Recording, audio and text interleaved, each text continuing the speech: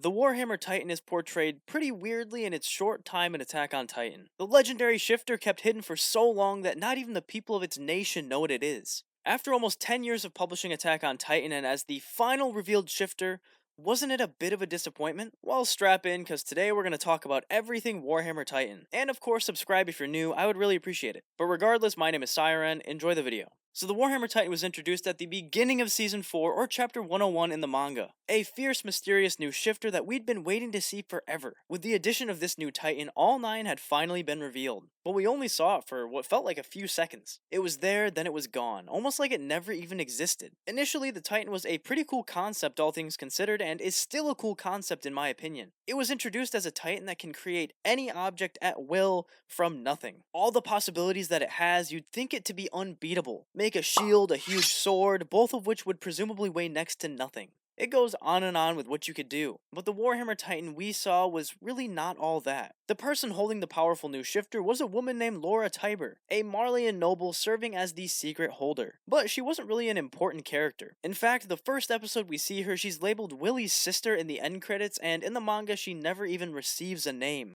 A very bold move of Hajime Isayama to create her as a complete throwaway character. But enough of who holds the power, let's talk about what those powers actually are. When we first see her, she actually shows off the Warhammer's power pretty well. She unleashes a plethora of spikes and creates some deadly weapons. Eren was actually becoming pretty overwhelmed by the Warhammer's raw strength, having been bested multiple times and needing to recreate his Titan. In my opinion, with a well-experienced Warhammer Titan, you could really do some damage and fare very well against the other shifters. Being able to create anything by your will, even functioning weaponry like a crossbow, the Warhammer Titan just seems overall very strong. Alongside all that is an additional interesting power, the ability to remote control the Titan. Unfortunately, in my eyes, this is the worst ability ever. You completely destroy the Warhammer Titan when you unplug them from the Ethernet. Why was this even added as a feature? Was it so there was a feasible way to kill the shifter? Because after all, the Warhammer Titan was made specifically to be very strong. Well, my answer for that is yes and no. Writing and creating the Warhammer Titan, the remote feature was definitely made to be responsible for the death of the shifter. I mean, it's the only Titan in existence that isn't within its body, except for Eren's ass in Season 3, but that doesn't really count.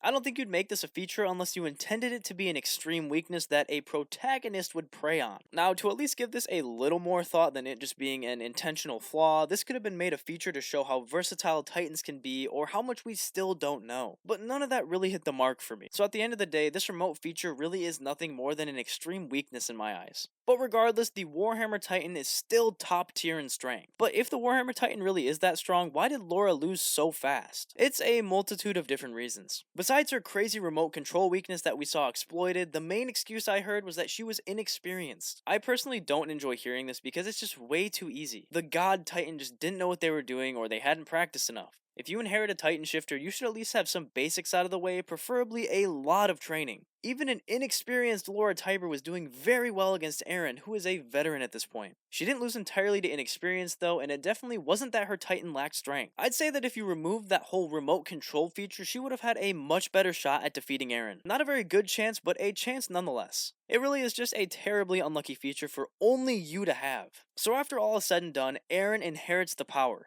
Basically a dream scenario. Eren doesn't know nearly as much as Laura and the Tibers did about the Titan, but he's still a lot more able-bodied and good on the battlefield. He uses its power to escape his imprisonment in Season 4 Part 1, and later down the line he uses the Warhammer to beat Reiner and Galliard in a battle. What's funny is so many people that I've heard from thought Galliard got the Warhammer Titan instead of Eren because of Eren's unorthodox way of obtaining it. When Eren had that close-up eye shot, I already knew 100% that he got it. But the way Eren does use the Warhammer Titan's powers to fight Reiner is, I guess, Isayama trying to show it off a little bit more. So, what is the main consensus on the Warhammer Titan's short-lived life? Honestly, as cool as the Warhammer Titan is, it did feel a little shoehorned into the story. There isn't too much you can do when you still have a whole ass shifter to fit in your story, but really nowhere to put them. The possibility of the ninth shifter becoming a constant future enemy, joining the scouts, or doing something useful, I guess just wasn't really important to Isayama. I think what it comes down to is just how he went about writing the ending of his series. It seemed like everything was happening pretty fast, so to add another new storyline to your already overflowing plot kinda seems like a lot. And if we're really gonna lay it all out, naming the shifter after one of the many objects it can create is a bit of a disservice in my eyes. The Warhammer Titan could be as easily called the Crossbow Titan. Maybe call it something like the Creating Titan or the Weapon Titan.